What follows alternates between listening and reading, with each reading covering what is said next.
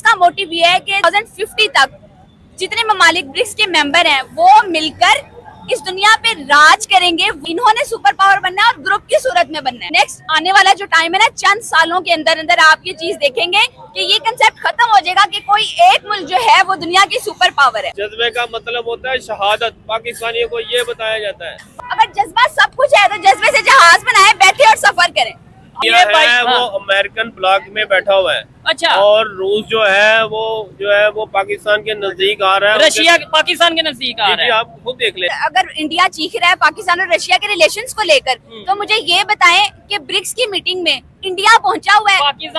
Pakistan member छोड़े observation में नहीं है हम। दोस्तों आपको पता होगा रिसेंटली एससीओ की मीटिंग हुई थी पाकिस्तान में, और मुद्दे भले ही कुछ भी रहे हों, होस्ट भले ही पाकिस्तान ने की हो, लेकिन वहां पर नाम दोस्तों हुआ था जयशंकर जी का। पूरी दुनिया में खबर जो चली थी वो चली थी जयशंकर जी की। उसी तरीके से अभी रसिया में चल रही है ब्रिक्स की मीटिंग, और ब्रिक्स में पहुंच चुके हैं मोदी जी। तो दोस्तों पूरे रसिया में मोदी मोदी चल रहा है, और ब्रिक्स तो दोस्तों साइड लाइन हो गया है, बात सिर्फ मोदी की हो रही है।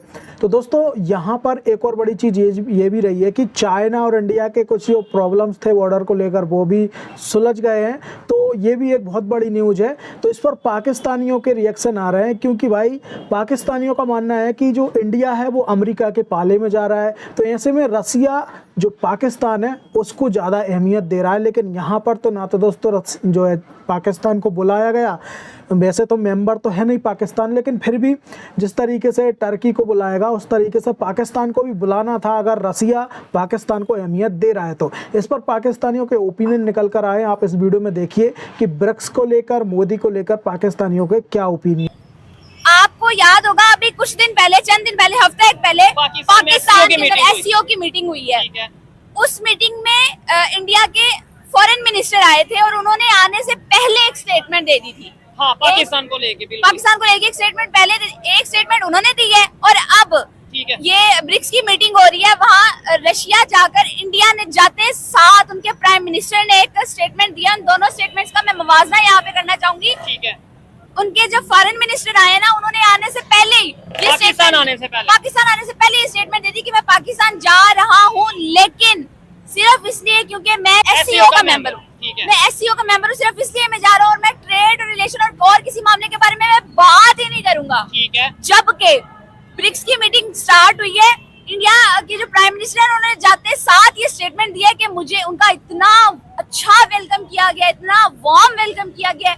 उन्होंने तारीफ की है कि मुझे बहुत खुशी हुई है यहाँ आके, जिस तरीके से वेलकम किया, मुझे जिस तरह से रिसीव किया, मुझे खुशी हुई है। और मैं ये चाहता हूँ कि ताल्लुकात को, बिजनेस को, ट्रेड को, मामलात को और बेहतर बढ़ाया जाए, जिसका मतलब क्या है कि ऑलरेडी उनके मामला। मैं ये चीज कहना चाहूंगा, देखें आपने ये कंपैरिजन तो कर दी है कि पाकिस्तान में आने से पहले उन्होंने ये स्टेटमेंट दी कि हम ट्रेड नहीं करेंगे या ट्रेड के ऊपर बात नहीं करेंगे, कोई इस तरीके से डिस्कशन नहीं होगी। लेकिन रशिया जाके उनके प्राइम मिनिस्टर ये कह रहे हैं कि हम मजीद ट्रेड बढ़ाना चाहते हैं रशिया के साथ, अपना बिजनेस, अपने रिलेशन को मजबूत करना चाहते हैं मजीद। लेकिन रशिया और पाकिस्तान में फर्क भी तो है ना। रशिया इंडिया का बड़ा करीबी दोस्त है और आज का नहीं, बड़ा पुराना दोस्त है। ये मेरी बात को समझिएगा देखने वाले, ठीक है। और पाकिस्तान की अगर बात करें, पाकिस्तान इंडिया की आपस में जरा वो मुखालफत कह लें, दुश्मनी कह लें, वो चलती है। तो इसलिए आप ये नहीं कह सकते कि इंडिया ने रशिया के लिए ये कह दिया और पाकिस्तान के लिए ये कह दिया।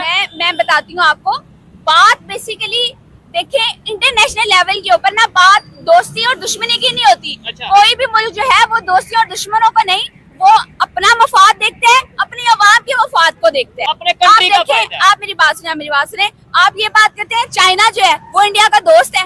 नहीं, देखने में तो यानी यही नजर आता है, खबरों में ये आता है कि आपस में उनकी टसल चलती है। तो उनकी ट्रेड नहीं चल रही आपस में। ठीक हो गया। इसमें कसूर, ये जो स्टेटमेंट उन्होंने दी है उनके फॉरेन मिनिस्टर ने यहाँ आने से पहले, इसमें कसूर उनका नहीं है। अच्छा। कसूर हमारा है। देखें, हमने उस लेवल पे हमने अपने आप को उस लेवल तक लेकर ही नहीं गए कि दूसरी कौमों की, दूसरी मुल्कों की मजबूरी बन जाए, हमारी जरूरत बन जाए कि वो हमारे साथ डिप्लोमेटिक रिलेशनशिप्स को जो है वो बहाल रख सके, या किसी हर हाल में।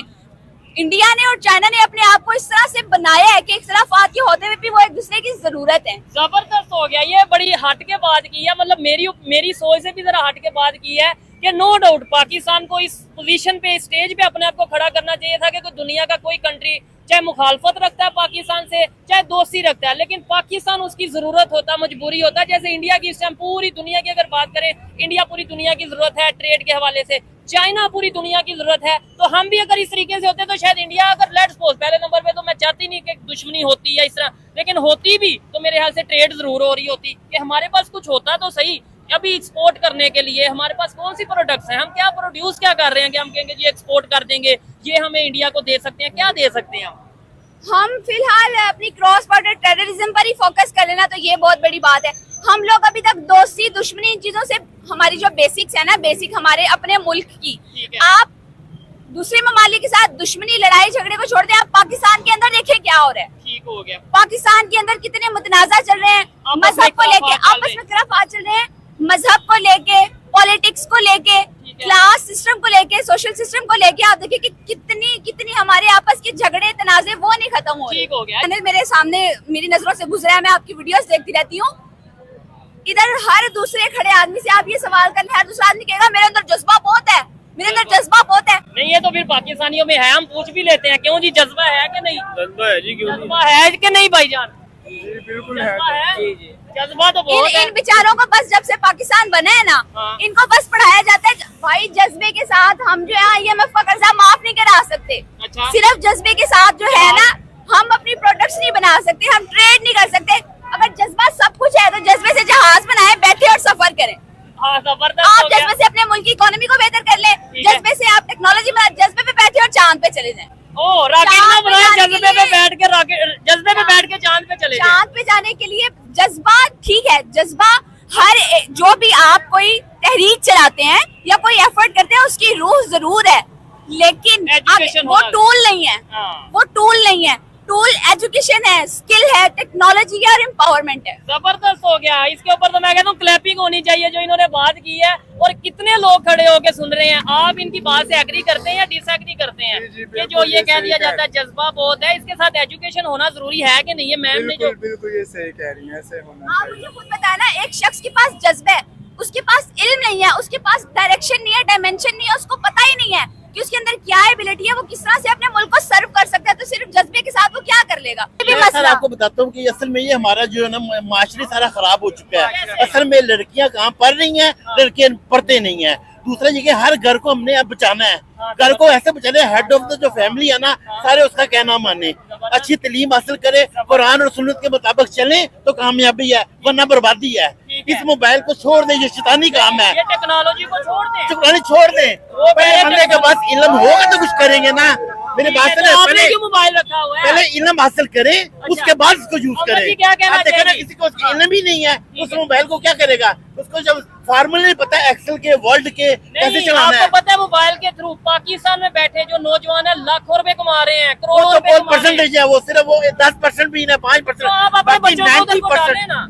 90% लोग बेरोजगार हैं, क्योंकि उनके पास इल्म नहीं है, कोई हुनर नहीं है, उनके पास टेक्निकल नॉलेज नहीं है। इससे पूछ रहे हो कि जज्बा हाँ, बहुत है। वो कहते हैं सबको व्हाइट कलर जॉब किसी को नहीं मिलती, मेहनत करनी पड़ती, हाथ गंदे करो, पाँव गंदे करो, मुंह कर भागेगी। हर बच्चा मेरा अफसर बने, ये कभी नहीं हो सकता। जबरदस्त हो मैंने गया। खुद MA टेक्निकल एजुकेशन किया हुआ है, स्पेशलाइजेशन इंडस्ट्रियल मैनेजमेंट की, और BSc डबल मैथ स्टैट।